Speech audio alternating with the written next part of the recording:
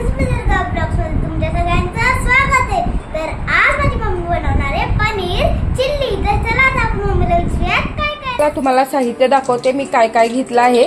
तर इथे मी 250 ग्रॅम पनीर घेतलं आहे। तर मी इथे असे जराशी उभं चिरलं आहे। तर अशा स्लाइस मी पाडून घेतले आहेत। इथे घेतला आहे कॉर्नफ्लॉवर पावडर, इथे घेतला आहे मी सोया सॉस, इथे शेजवान चटणी घेतली आहे, इथे बारीक असा जराशी मोठा असा बारीक चिरलेला कांदा घेतला आहे, इथं मी थोडासा लसूण घेतला आहे, इथे मी शिमला मिरची बारीक करून अशी जराशी मोठी घेतली आहे, इथं अद्रक लसूणची पेस्ट घेतली आहे मी, इथं थोडीशी अशी कोथिंबीर घेतली आहे, इथे हा टोमॅटो सॉस घेतलेला आहे। तर पुढच्या रेसिपीला आपण सुरुवात करूया। तर अशा प्रकारे हे आपल्याला कॉर्नफ्लॉवर मध्ये असं हे बुडवून आपल्याला हे तळायला ठेवायचं आहे। इथे कढई घेतली आहे, त्याच्यामध्ये तेल टाकलं आहे, तेल पण आपलं गरम झालेलं आहे चांगलं। तर हे आपल्याला असं कॉर्नफ्लॉवर मध्ये बुडवून असं पनीर तळायचं आहे। हे बघा अशा प्रकारे आपल्याला हे तळून घ्यायचं आहे। हे आपल्याला असं लालसर असं भाजून घ्यायचं आहे तेलामध्ये। हे बघा इथे मी 2 चम्मच इथे कॉर्नफ्लॉवर पावडर घेतलेली आहे आणि ही जराशी आपल्याला याचा घोळ तयार करायचा आहे। तर मी ह्याच्यामध्ये थोडंसं पाणी टाकून की हे अशी मी असे कॉर्नफ्लॉवर अशी पातळ बनवून घेत आहे, त्याचा घोळ बनवून घेत आहे। तर अशा प्रकारे मी असं इथे बनवलं आहे। प्रकारे मी कढई घेतली आहे, त्याच्यामध्ये तेल टाकलेलं आहे। तर त्याच्यामध्ये मी इथे लसूण असा चांगला लालसर असा भाजून घेणार आहे। तर इथे बघा हे अशा प्रकारे मी हे पनीर असं तळून घेतलं आहे।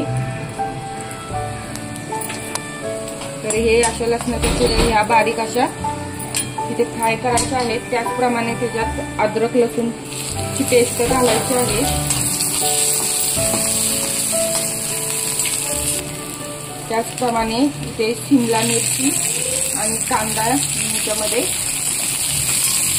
जरा फ्राय करणार आहे।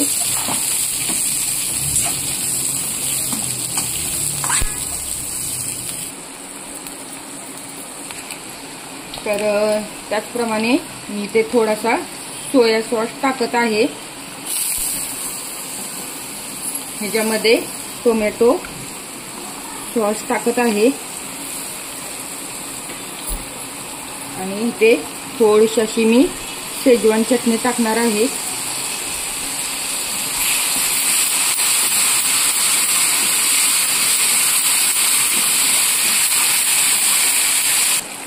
तर अशा प्रमाणे हे आपलं असं सगळं हे फ्राय झालं आहे।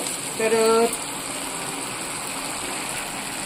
त्याचप्रमाणे आपण ह्याच्यामध्ये हा कॉर्नफ्लॉवरचा घोळ त्याच्यामध्ये टाकून घेऊया।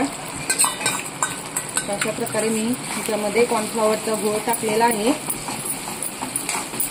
ते पण आपल्याला चांगलाच हलवून घ्यायचं आहे आणि त्याच्यामध्ये हे पनीर आपल्याला टाकून घ्यायचं आहे।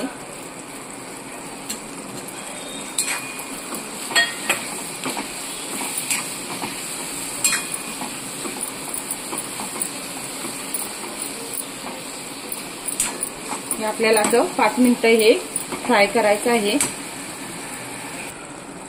तर ह्याच्यामध्ये हे थोडंसं चवीनुसार मीठ टाकून घेणार आहे। तर त्याच्यामध्ये आपण शेजवान चटणी टाकली आहे, त्याच्यामध्ये ऑलरेडी मीठ थोडंसं असतं, त्यामुळे मी इथे थोडंसं असं चवीनुसार मीठ टाकून घेतलं आहे। तर इथे बारीक चिरलेली कोथिंबीर मी हे वरून घालून घेत आहे। तर अशा प्रकारे आपली पनीर चिल्ली रेडी झालेली आहे।